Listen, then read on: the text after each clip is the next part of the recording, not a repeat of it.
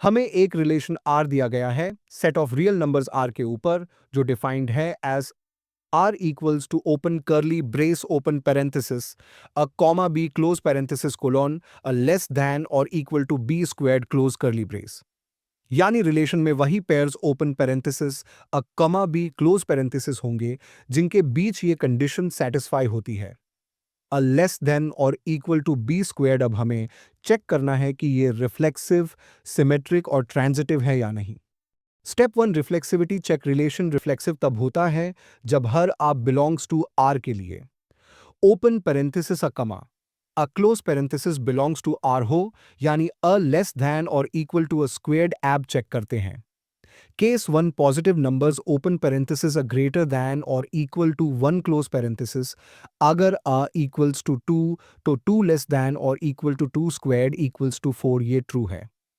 Case two zero open parenthesis a equals to zero close parenthesis zero less than और equal to zero squared equals to zero, ये भी true है।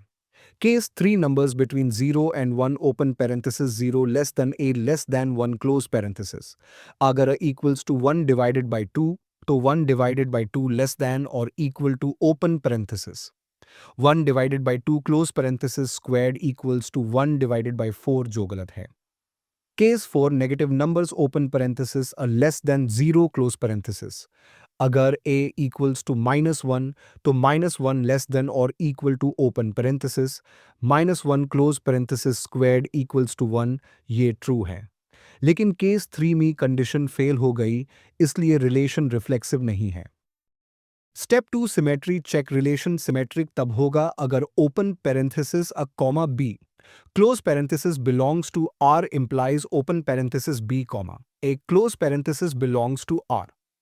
यानी अगर a less धैन और इक्वल टू बी स्क्वेयर्ड दिया है तो क्या बी लेस देन और इक्वल टू अ स्क्वेयर्ड भी हमेशा सेटिस्फाई होगा।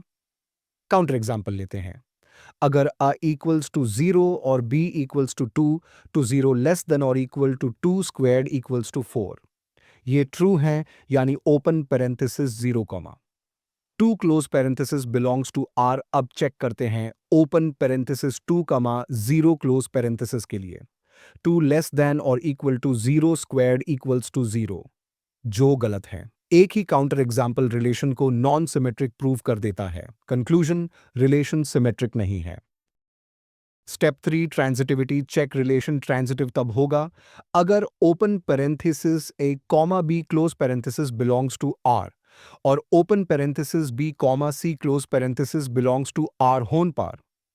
Open parenthesis A comma c close parenthesis belongs to R हो, यानी अगर अ लेस देन और इक्वल टू बी स्क्वायर्ड और बी लेस देन और इक्वल टू सी स्क्वायर्ड तो क्या अ लेस देन और इक्वल टू सी स्क्वायर्ड हमेशा सेटिस्फाई होगा।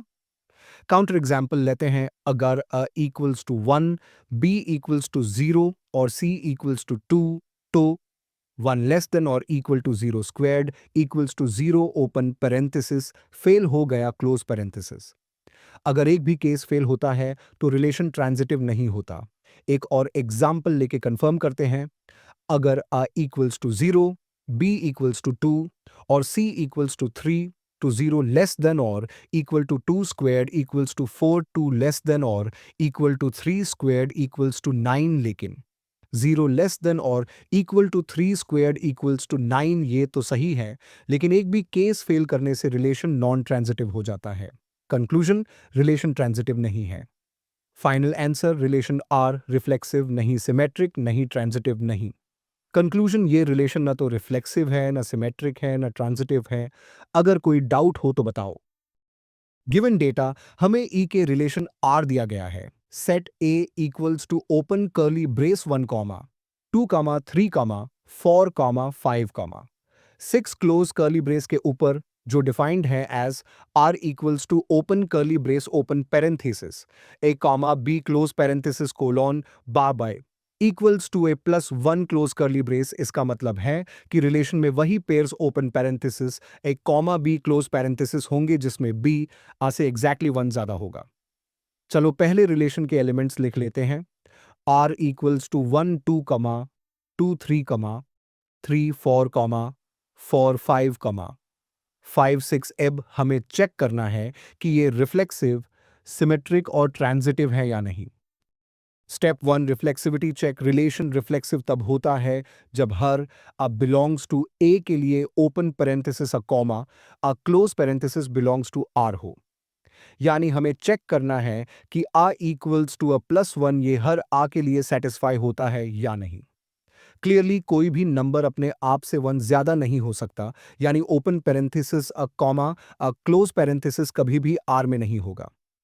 कंक्लूजन, रिलेशन रिफ्लेक्सिव नहीं है।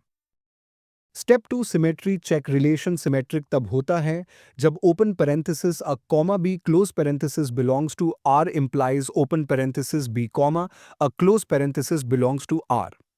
यानी अगर b इक्वल्स टू अ +1 तो क्या a इक्वल्स टू b+1 होगा। एक एग्जाम्पल लेते हैं।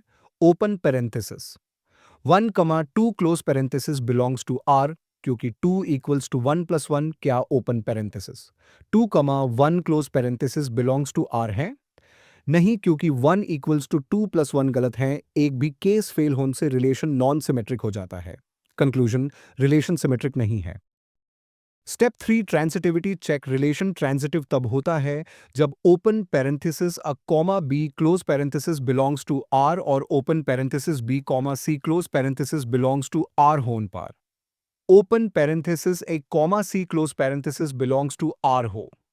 यानी अगर b इक्वल्स टू अ +1 और c इक्वल्स टू b+1 तो काया c equals to a +1 satisfy होता है। एक एग्जाम्पल लेते हैं। Open parenthesis 1 comma 2 close parenthesis belongs to R और open parenthesis 2 comma 3 close parenthesis belongs to R. लेकिन open parenthesis 1 comma 3 close parenthesis belongs to R नहीं है। Open parenthesis 2 comma 3 close parenthesis belongs to R और open parenthesis 3 comma 4 close parenthesis belongs to R, लेकिन open parenthesis 2 comma 4 close parenthesis belongs to R नहीं है। यानी transitivity condition fail हो गई। Conclusion, relation transitive नहीं है। Final answer, relation R reflexive नहीं, सिमेट्रिक नहीं, ट्रांजिटिव नहीं। कंक्लूजन, ये रिलेशन ना तो रिफ्लेक्सिव है, ना सिमेट्रिक है, ना ट्रांजिटिव है। अगर कोई डाउट हो तो बताओ।